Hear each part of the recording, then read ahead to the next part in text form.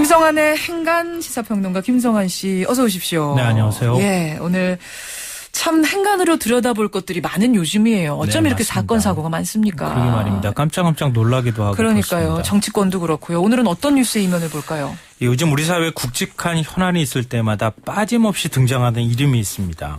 바로 김기춘 청와대 비서실장인데요. 요즘 참 많이 등장해요. 이 김기춘 비서실장을 둘러싼 세 가지 사건, 그 행간을 좀 살펴볼까 합니다. 어떤 사건에서 이름들이 지금 등장하고 있죠? 이 청와대 인사, 세월호 국정조사, 금수원 압수수색 이 세 가지 사건입니다. 하나하나 보죠. 먼저 청와대 인사 무슨 얘기인가요? 아마 아실 텐데요. 안대희 총리 후보자가 정관 이후 논란을 넘어서지 못하고 어제 결국 사퇴하지 않습니까? 엿새만 했습니다. 네. 안 후보자 임명부터 사퇴까지 꼬리표처럼 따라붙은 이름 석자가 바로 김기춘입니다. 김 실장은 청와대 인사위원회 위원장을 맡고 있잖아요. 그렇죠. 이 총리 후보자를 찾아내서 대통령에게 보고하고 흠결이 있는지 검증하는 업무를 총괄했는데요. 결과는 어떻습니까? 국민정서와 거리가 먼 부실투성이 검증이었다는 사실이 증명이 됐잖아요.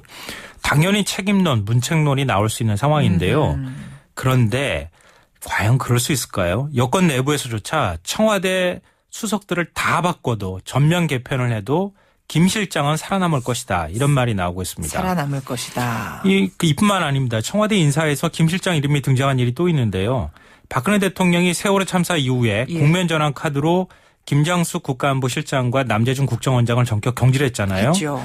이 야권 내부에서 그렇게 사퇴를 요구해온 김 실장은 불사조처럼 보란 듯이 살아남았습니다. 예. 도대체 김 실장이 어떤 사람이기에 뭐기에 과연 그럴까? 이게 첫 번째 의문입니다. 두 번째는 어떤 사건에서 등장했죠? 이 세월호 국정조사라고 앞서 말씀드렸는데요. 세월호 국정조사가 새누리당의 김기춘 구하기 때문에 무산될 위기에 처했다. 이런 말을 한번 들어보셨습니다. 지금 세월호 국정조사가 멈춰선 건 제가 알고 있는데 그게 왜 김기춘 실장 때문이죠? 이 대통령이 지휘과를 막론하고 철저히 조사하겠다 이런 말을 했는데 또 세월호 희생자 유가족들이 국회에서 밤샘 농성을 하고 있잖아요. 그렇죠. 지휘과를 막론하고 다 조사 대상이 되어야 한다 이렇게 얘기를 하고 있는데요.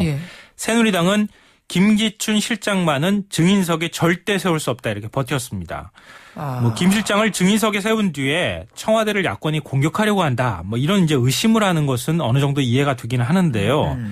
하지만 세월호 같은 엄청난 국가적 재난이 발생했는데 대통령도 아니고 청와대 비서실장을 보호하려고 여론의 비난을 감수한다. 좀 이해가 안 되는 측면이 있거든요.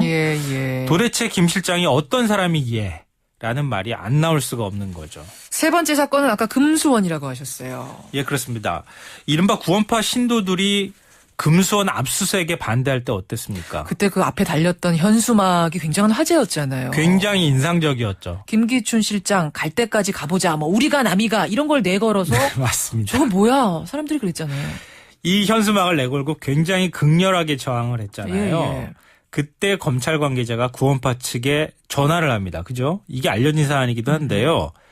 김기춘 실장 갈 때까지 가보자. 이 현수막은 좀 떼주면 어떻겠느냐. 여기서의 이 검찰 관계자는 이걸 수사하는 검찰 관계자는 아니고요.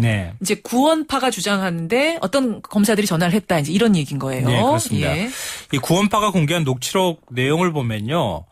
이 검찰 관계자가 어떻게 하소연하고 또 어떻게 어르고 달래면서 반협박을 했는지 적나라하게 드러나 있습니다. 그 보면 받아들이는 사람에 따라서 그걸 협박으로 받아들일 수 있고 어떤 사람은 협조를 구하는 것일 수도 있겠지만 그 내용 전반적인 내용을 보자면 어르고 달랜다고 하는 표현이 딱 맞을 것 같습니다.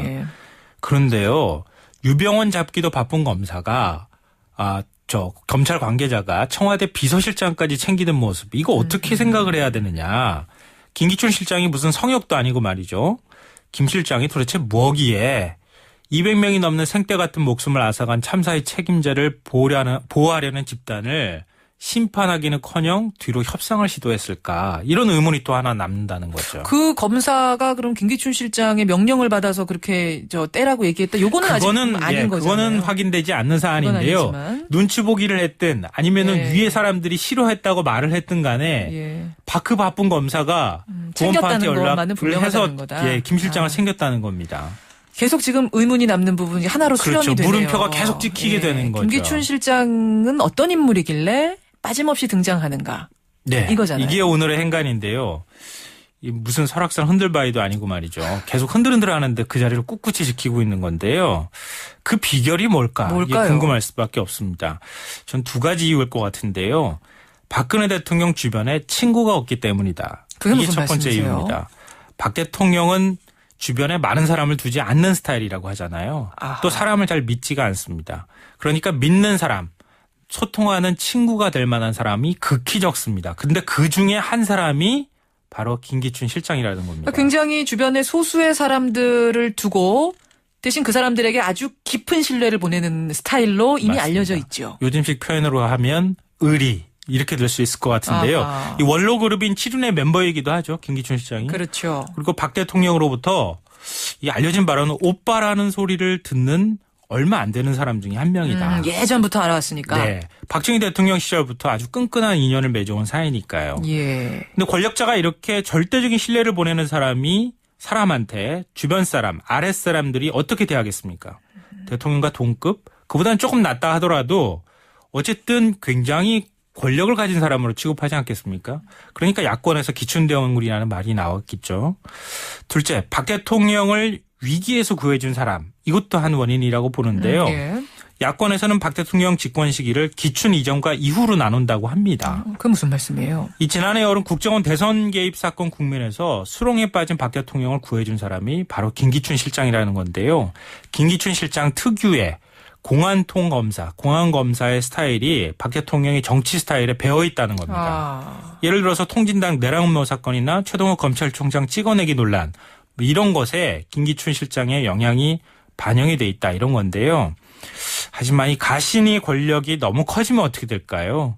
결국 대통령의 권위가 서지 않게 되겠죠. 그렇죠. 이 사실을 좀 잊지 않았으면 좋겠다 이런 생각이 듭니다. 예, 김기춘 실장의 이름이 여기저기 등장하는 요즘 그 이면 한번 살펴봤습니다. 김성환 씨 수고하셨습니다. 네, 고맙습니다. 행간이었습니다.